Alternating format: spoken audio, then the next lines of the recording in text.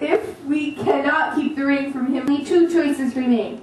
Send it over the sea or destroy it. But Gandalf has revealed that we cannot destroy it by any craft we here possess, and they would not receive it over the sea. For good or ill, the ring belongs to Middle-earth. It is up to us here to deal with it. Then let us cast it to the sea, and make Ern's lie come true. He knew the ring was not lost, but wanted us to know, because he wanted it for himself. And often in lies, it would be safe at sea. Not safe forever. There are many things in the deeps, and the land may change. It is not right for us to think of only a few generations, but the ages of all the age of Middle-earth. Find an end menace forever. We must decide quickly what action we must take. Any time the enemy may decide to march along the coast to the north, where only the waning might of Gondor will stand in his path. That day will not come to pass as quickly. Gondor wanes, you say, but even at its weakest, Gondor is very strong. And yet her diligence can no longer keep back the nine, and the enemy may find other roads that Gondor does not guard. But there are only two courses, as Rivendell already declared. Hide the ring forever, or unmake it.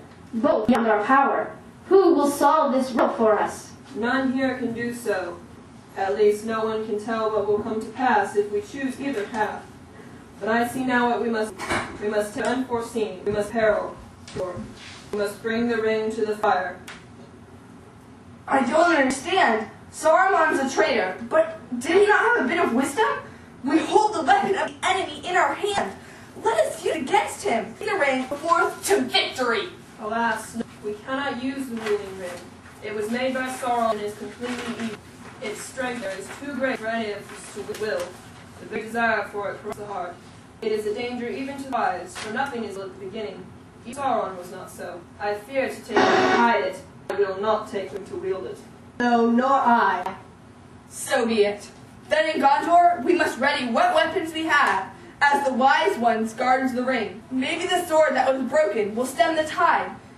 If the hand that bears it has not inherited the heirloom only, but the strength of kings of men. Who can tell?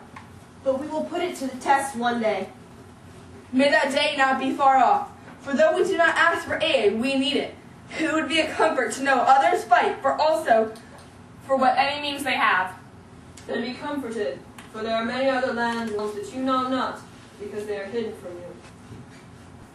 Yes. Still, it would be better if all of us joined together and strength used in league. There may be other rings less treacherous that we may use in our need.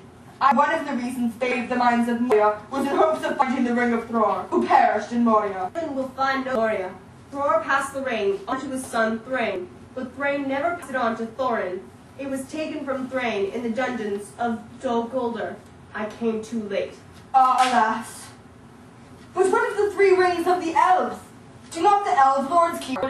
Even if I cannot be supported by those who the three will turn to their undoing, and their minds and hearts will become open to Sauron, if he gains the one. That is his purpose. But what would happen if the rings were destroyed, as you have suggested? We do not know for certain. Some hope that the ring then be free, and the bearers would heal the hurts of the world. But I believe that fair things were lost. Yet all this to take this chance, if it means the power of Sauron be broken, and the fear of his dominion be taken away forever. Thus we turn again to the path of destruction, and yet we come no nearer. What strength have we for discovering the fire in which it was made? It is a path of despair or folly. Despair. No, it is wisdom to recognize necessity when all other, though as folly it may appear to those who cling to a false hope. When we our cloak and veil the eyes of the enemy, not enter his heart, that having the ring we may seek to destroy it. Seeking this path will put him out of reckoning. At least for a while. The road must be trod, but it will be very hard. The strength no wisdom will carry far upon it. This journey is for the weak as well as the strong. Such is often the deeds that move the wheels of the world. Small hands do what they must, while the eyes are elsewhere.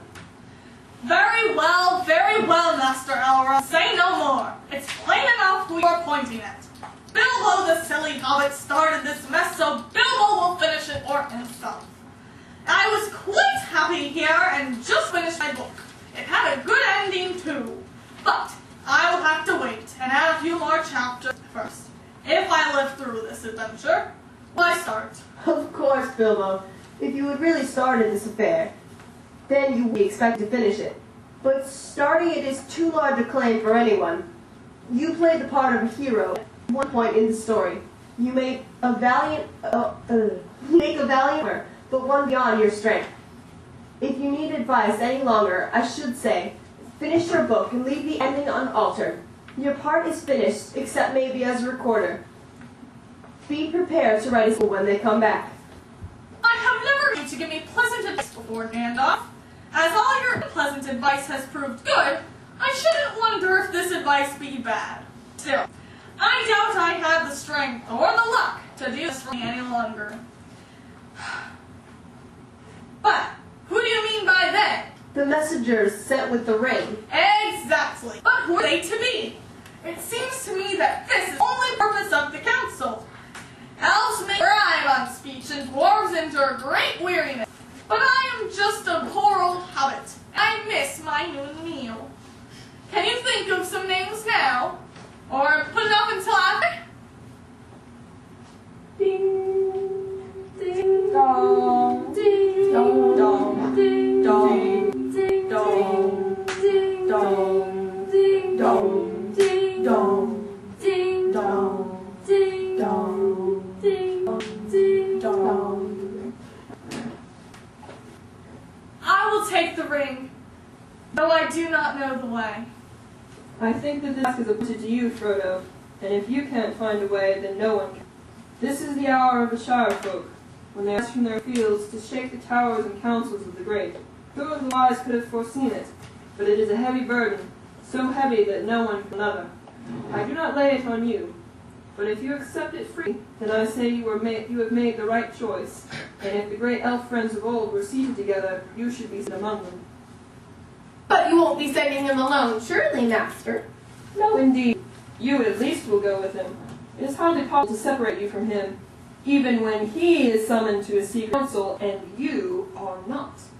A nice pickle we have landed ourselves in, Mr. Frodo.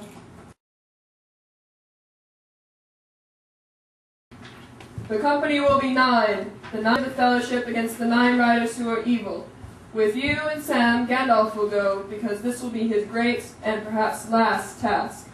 Yes! A while back he said he may continue on with us. I'm glad this proved true. Yes. And as for the rest of the company, they shall represent the other free peoples of the world, elves, dwarves, and men. Legolas shall be for the elves, and Gimli son of Gloin for dwarves. For men you shall have Aragorn son of Arathorn, for the ring concerns him closely. Strider! Yes, I ask once again to be your traveling I begged you to come. in many months. Therefore, Boromir will also be a valiant man. That leaves 2 months. I'll have to think and his last companions wisely. No, behind! We want to go with Frodo! That is, you do not realize the danger of the mission. Neither does Frodo. It would be well to trust their friendship rather than great wisdom. To be unable on the dark tower to follow the din. You Gandalf. But stand in doubt. I thought to warn the Shire and do what they could to help their people. Anyway, I feel that Peregrine Took should remain behind. My heart is against his going. Then, Master Elrond, you'll have to lock me in a prison or send me home tied in a sack, for otherwise I shall follow the company. Aye! Let it then be so.